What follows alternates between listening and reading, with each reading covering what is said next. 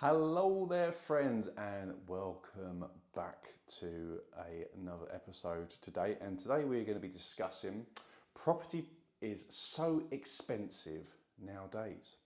Is this true? We hear this so often. I know I've definitely heard this from a lot of people, you know, the hairdresser, the baker you get chatting to, and they say, oh, you can't get into property, it's too expensive nowadays, it's not like the good old days. Well, this is actually false.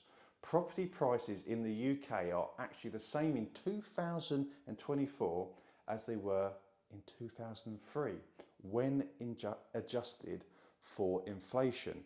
And we have to adjust it for inflation to get a true price, because obviously in 2003 bread, milk, petrol, that was all cheaper, but relative, that's how we can really work out the true value of it. And it's the same as it was over 20 years ago. So when people tell you this quite innocently to try and say don't get into property, perhaps look at the figures and you can make a better and more educated decision.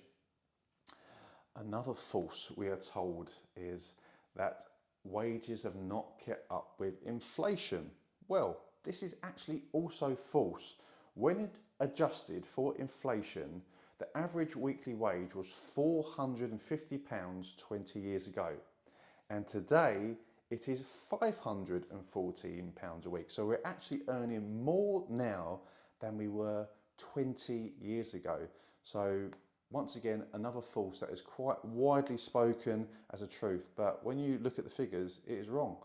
And we're earning more now than we were 20 years ago. So times are good, really, when you actually look at the figures. It's not just as simple as this though, because there are two different markets.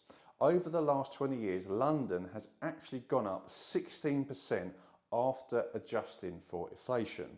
But the North and Yorkshire are two examples where it's actually more affordable now than in 2003.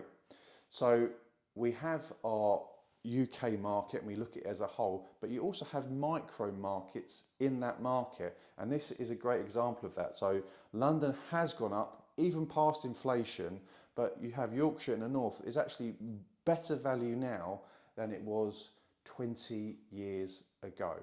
So I hope this has been useful for you. I just wanted to break a few myths that are so widely spoken today. And yeah, I hope you can make better decisions going forward, having this information and the facts rather than just people's opinions. Please like, subscribe and comment, and I'll see you next week. Thank you for watching.